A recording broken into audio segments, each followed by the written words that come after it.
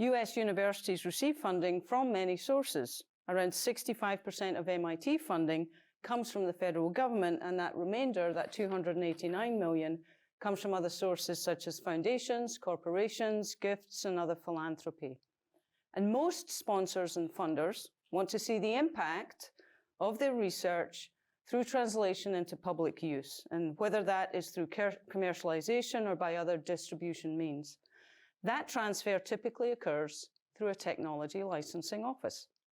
So federal funded research is awarded through grants and contracts, which are competitive, and they have obligations that attach, and some specifically are related to intellectual property and how it's managed. The MIT TLO, like other tech transfer offices at research universities in the US, is responsible for ensuring that we deliver on behalf of MIT on those IP-related obligations.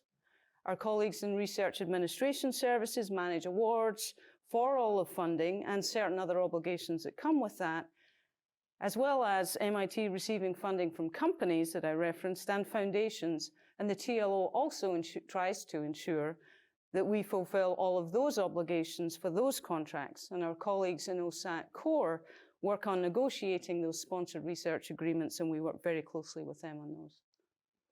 The IP requirements for corporate sponsors, for example, at a minimum require us to inform them when we get a new invention that has arisen out of the contract. And if they have interest in licensing it, then through the TLO, they would begin a discussion about getting a license. So for federal funding, the Bayh-Dole Act of 1980 determines some of our commercialization obligations and other related requirements, which mean that for every single invention arising,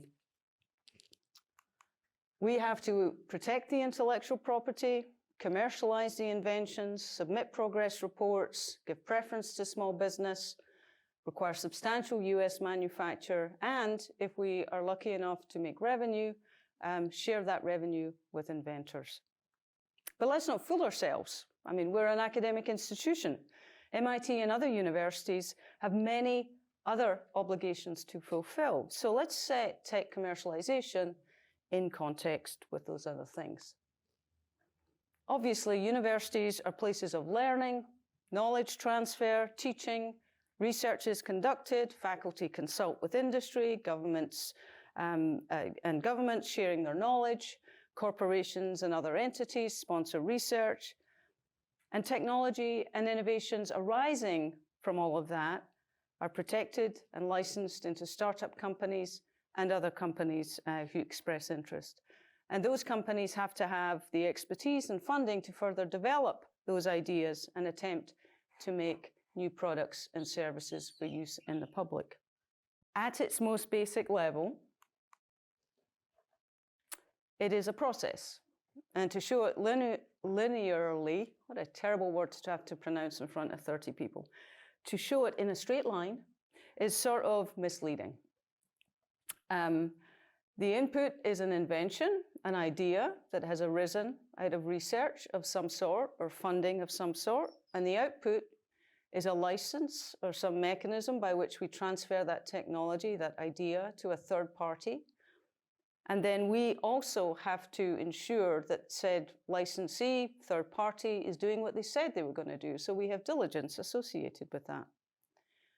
And we also manage through the cycle from invention and protection and the like, unlicensed technologies. So from the minute an invention is disclosed, if we don't license it, we are constantly seeking new licensees. So every year we're receiving between 600, this is just MIT, between 600 and 800 new inventions every year out of the research done at Lincoln Lab and on campus.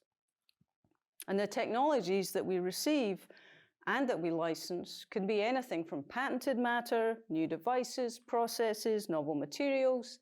They could be copyright and software, open source code, tangible property, germlines, mouse models, new catalysts, reagents.